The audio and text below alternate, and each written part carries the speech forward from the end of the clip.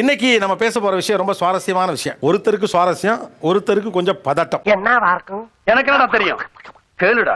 இந்த தரப்புல இருக்கவங்க என்ன சொல்றாங்கன்னா, எனக்கு கல்யாணம் செய்து கொள்ள பயமாக இருக்கிறது அப்படின்னு. இங்க இருப்பவர்களுடைய திருமணம் செய்து கொள்ள விரும்பாத அல்லது அதற்கு பயப்படக்கூடியவர்களுடைய உறவினர்கள் இந்த பக்கம் இருக்காங்க, அவங்களுடைய நண்பர்களும் இருக்காங்க, பொதுவானவர்களும் இருக்காங்க. மற்றும் நம் உறவினர்கள்லாம் வந்திருக்காக. வாமா மின்னல். என்ன பயம்? திருமணம் செய்து கொள்ள என்ன பயம்? பை ப்ரொஃபஷன் நான் ஒரு software engineer, but by passion நான் ஒரு ரைட்டர். என்னடா நம்ம ஒண்ணு கேட்டா அவன் ஒண்ணு சொல்றான். கல்யாணம் அப்படின்னு வரும்போது எங்க நீ இப்படி எழுதாத அப்படி எழுதாத, டூ போல்ட், ரொம்ப புரட்சிகரமா இருக்கு உன்னுடைய சிந்தனைகள்லாம் அப்படின்னு சொல்லி என்னை ஸ்டாப் பண்ணிடுவாங்களோ. பயம் வந்து பாத்தீங்கன்னா என் அக்காவை பார்த்து தான் ஆரம்பிச்சது. நிறைய ட்ராஜடி அவங்க ஃபேஸ் பண்றாங்க அவங்க லைஃப். அதை பாக்குறப்போ எனக்கு ஒரு பயம் பிடிச்சிருக்கு.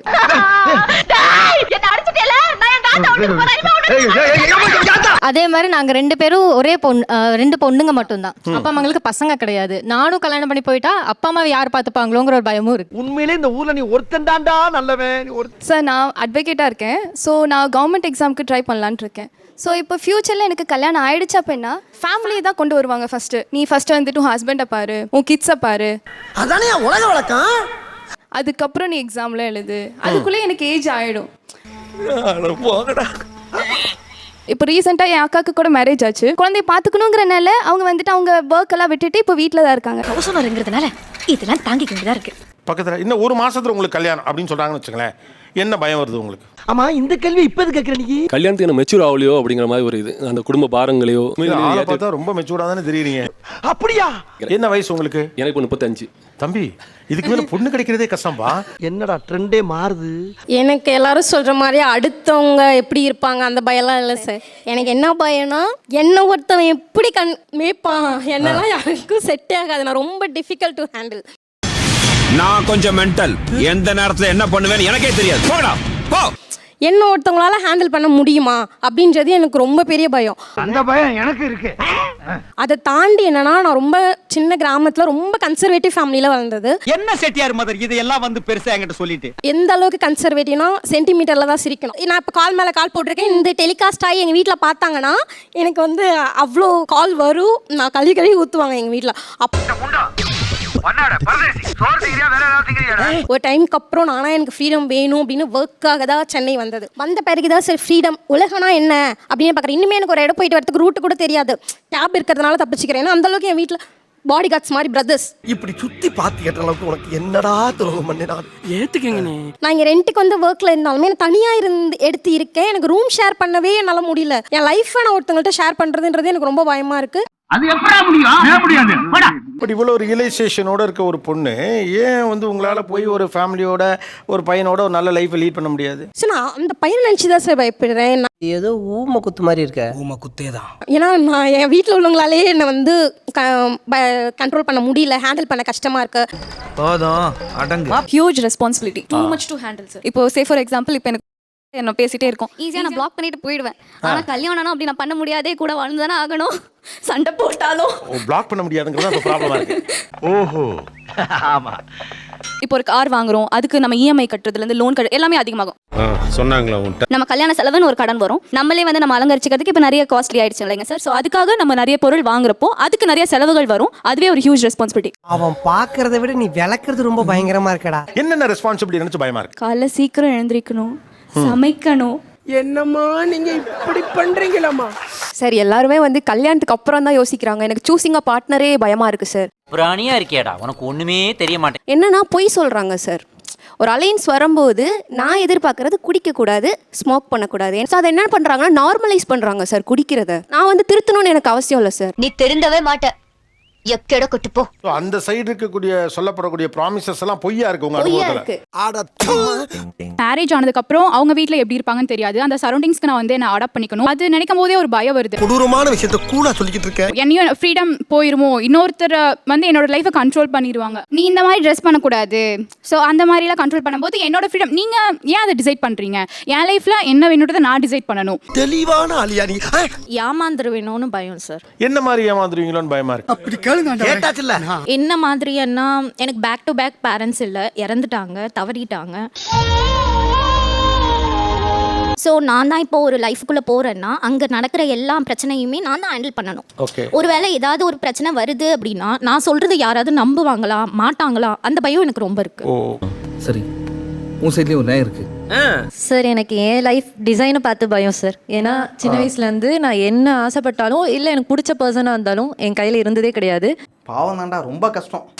சரி இப்போ ஒரு 27 இயர்ஸ் நான் ஒரு 1 இயர் பேக் வந்து சரி கடவுள் வந்து அந்த இதை ரீரைட் பண்ணியிருப்பாரு, நம்ம ஆசைப்படுறது கிடைச்சிருக்கோம் அப்படின்னு நினச்சி அத்தோக்கு ஆசைப்பட்டேன் சார். எனக்கு சரியா புரியல, கொஞ்சம் புரியுற மாதிரி சொல்லு ப்ளீஸ். எப்போவுமே எங்கள் ஏரியாவில் அந்த அத்தோ ஷாப் 10 o'clock வரைக்கும் இருக்கும் நைட்டு.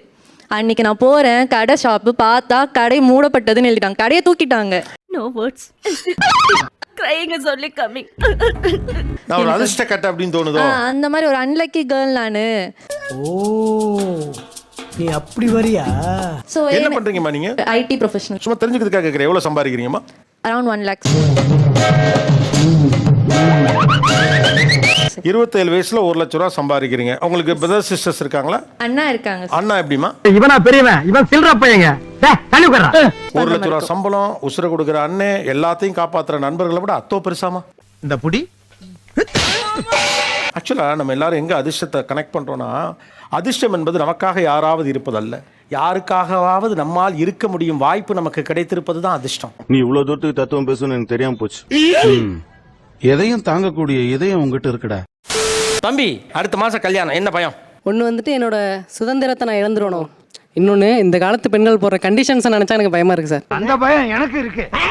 இப்போ நான் சொந்தமாக எங்கள் ஊரில் ஃபோட்டோகிராஃபி ஸ்டூடியோ வச்சிருக்கேன். ஒரு நாள் கடையை லாக் பண்ணிட்டு ஸ்போர்ட்ஸ் எங்கேயாச்சும் கிரிக்கெட் விளாடுவோம். இப்போ எனக்கு கல்யாணம் கட்டி பொண்டாட்டின்னு ஒருத்தவங்க வந்துட்டாங்கன்னா நான் இங்கே ஸ்பெண்ட் பண்ணுற டைமில் அங்கே ஸ்பெண்ட் பண்ணல. ஏன்னா நினச்ச நேரத்தில் நான் கடையில் தூங்க முடியாது. அதான் தம்பி, அதுக்கு எதுக்கு கல்யாணம் பண்ணும்? அப்படி கேளுங்க. இப்ப கேட்டீங்களே நியாயமான கேள்வி. சுதந்திரம் பறிபோல் நான் என் இஷ்டத்துக்கு இருக்க முடியாதுன்னு சொல்லுங்க, அதை ஒத்துக்கிறேன். ஏன்னா எல்லாத்துக்கும் புரோட்டோகால்ஸ் இருக்கு. இது உனக்கு தேவையாடா? என் இஷ்டத்துக்கு நான் இருக்க முடியாது. 50 பேர் இங்க வந்து உட்கார்ந்துருக்கேன், நான் இஷ்டத்துக்கு வர முடியுமா? வர முடியாது. அப்ப அது சுதந்திர பறிப்பு கிடையாது, அது பொறுப்புணர். ஓ சாரி மிஸ்டர் ரகுவரன், என்ன மன்னிச்சிருங்க. ரெண்டாவது, பெண்ணுங்க போற கண்டிஷன் பயமா இருக்குங்கிறிய. என்ன கண்டிஷன்லாம் பயமா இருக்கு? நான் பார்க்கக்கூடிய எல்லா வேலையும் நீயும் பார்க்கணும். நான் வந்துட்டு இப்போ ஃபோட்டோ எடுக்க போனேன், அன்னைக்கெல்லாம் சொல்கிறாங்க ஒருத்தவங்க, நான் துணி துவைச்சா நீயும் துணி துவைக்கணும். நான் ஒரு நாளைக்கு துணி துவைச்சேன்னா நீயும் ஒரு நாளைக்கு துணி துவைக்கணும். நான் சமைச்சா நீயும் சமைக்கணும். நான் பாத்திரம் கழுவுனா நீயும் பாத்திரம் கழுவணும். நான் பாத்திரம் கழுவுனா ஃபோட்டோ எடுக்க போனேன் சார். நான் ஒரு நாளைக்கு ஊட்ட பெருக்கனா நீ ஒரு நாளைக்கு ஊட்ட பெருக்கு. நான் ஒரு நாளைக்கு சமையல் பண்ணனா நீ ஒரு நாளைக்கு சமையல் பண்ணு. இப்ப அந்த பொண்ணு வேலைக்கு போனாங்கன்னா, அந்த பொண்ணு நான் தான் நான் பிஸ்னஸ் பண்ணுறப்ப அவங்க வேலைக்கு போகிறாங்க. இது என்ன கதையா இருக்கு? கதையாகுது இது. ஒருவேளை அவங்க பிசினஸ் பண்ணா நீங்க அதை விட்டு உங்க வேலையை விட்டுட்டு அந்த பொண்ணு பிசினஸ் எடுத்து பண்ணுவீங்களா? அது எப்படி? நான் ஏன் ஒர்க் தானே பார்க்க முடியும். தயவு செஞ்சு தப்பா எடுத்துக்காதீங்க. இல்ல அதான் கேட்குறேன். அப்ப யார் டிமாண்டிங்கா இருக்கா? 2 பேரும். 2 பேர் இல்ல, நீங்க தானே டிமாண்டிங்கா இருக்கீங்க. ஏன்னா நீங்க என்ன சொல்றீங்கன்னா, அந்த பொண்ணு வேலையை விட்டுட்டு என் பிசினஸ்க்கு சப்போர்ட்டிவா வரட்டும்ங்கிறீங்க. அந்த பொண்ணோட கெரியரை பத்தி நான் கவலைப்பட மாட்டேன் அப்படின்னு சொல்றீங்க. இப்போ யார் டிமாண்டிங்கா இருக்கா? நல்ல செருப்பு அடிச்ச மாதிரி செஞ்சுட்டாங்க. அதாவது வாரத்தில் நான் 3 நாள் சமைக்கிறேன், நீ 3 நாள் சமைன்னு சொல்றது டிமாண்டா? உன் கெரியரை விட்டு நீ என் கூட தான் இருக்கணும்னு சொல்றது டிமாண்டா? கல்யாணம் பண்ணிக்க வேண்டாம்னு நினைச்ச ஒரு ஆளுக்கு கல்யாணம் பண்ணிக்கலாங்கிற எண்ணம் எப்படி வந்துச்சுன்னு கேக்குறேன். அப்படி கேளுங்க. இப்ப கேட்டீங்களே நியாயமான கேள்வி. என் அப்பா அம்மா சண்டை போடுறதை நான் பார்த்திருக்கேன். ஈவன் எனக்கு ஐ ஹேவ் 2 elder sisters. 2 பேருமே they both are married. அவங்களுக்குள்ள சண்டை வந்து இப்ப நீங்க சொன்னதா என்கிட்ட வந்து சொல்லிருக்காங்க, ஐயோ நீ தயவு செய்து கல்யாணம் மட்டும் பண்ணிடாத. அது வேற வரைக்கும் சொல்லிடுறாங்க. அதுவும் சொல்லிருக்காங்க என்கிட்ட. அடி போடி இவளே. இப்போ எனக்கு ஒரு புரிதல் வந்திருக்கு. எனக்கு ஒரு பர்சன் வேணும். Need one partner. Definitely I want one partner whatever it is. Super. இப்படி போகணும். ஏன்னா நான் ரொம்ப யோசிக்கக்கூடிய ஒரு ஆள் ஒன்று. இந்த இடத்துக்கு போகிறோம், என்ன மாதிரி விஷயங்கள்லாம் இருக்கும், எப்படி போகணும் அப்படி போகணும். இதுவே நான் எங்கள் அப்பா கூட போகும்போது நான் எதுவுமே யோசிக்க மாட்டேன். நான் எதுவுமே கேர் பண்ணாமல் ஜாலியாக போவேன். அதான் ஜாலியாக இருப்பேன், ஸ்ட்ரிக்டாக இருக்க மாட்டேன். ஸோ இப்போ எனக்குன்னு ஒரு பார்ட்னர் நாளைக்கு நான் வரும்போது நான் எதை பற்றி யோசிக்க மாட்டேன். வெளில போகலாமா, வா அப்படியே கிளம்பு. ஒருவேளை நம்ம நினைச்ச மாதிரி அமையாம ஒரு மோசமான ஆளாகவோ தவறானவராகவோ இருந்து விட்டால், அல்லது ஒரு ப்ராப்ளமேட்டிக்கான ஆளாக இருந்துட்டா அப்படிங்கிற பயம் தான் எல்லாருக்கும் இருக்கு. இந்த பயத்தை எப்படி பாக்குறீங்க? இது ஒரு நல்ல கேள்வி. பதில சொல்றா. இப்படி ஒரு விஷயத்துக்குள்ள போய் நம்ம கஷ்டப்பட்டு இருக்கணும்னு எந்த அவசியம் இல்லை சார். நீ கொஞ்சம் பேசாம இருக்கியா? விளையாடுற நேரமா அது. ஓகே, அவ்வளவு மோசமா இருந்தா அதுல இருந்து எக்ஸிட் பண்ண வேண்டாம். Nothing wrong. முதல்ல என் முன்னாடி வந்து இப்படி கேக்குறதே தப்பு. Thanks a lot. நிகழ்ச்சியில் கலந்து கொண்ட அனைவருக்கும் கோபிநாத்தின் நெஞ்சார்ந்த நன்றிகள். நன்றி, வணக்கம். எல்லாரும் சரிங்க. எதுக்கே சரி சொன்ன? சுபம் சீரியல் முடிஞ்சு போச்சு. சுபம்.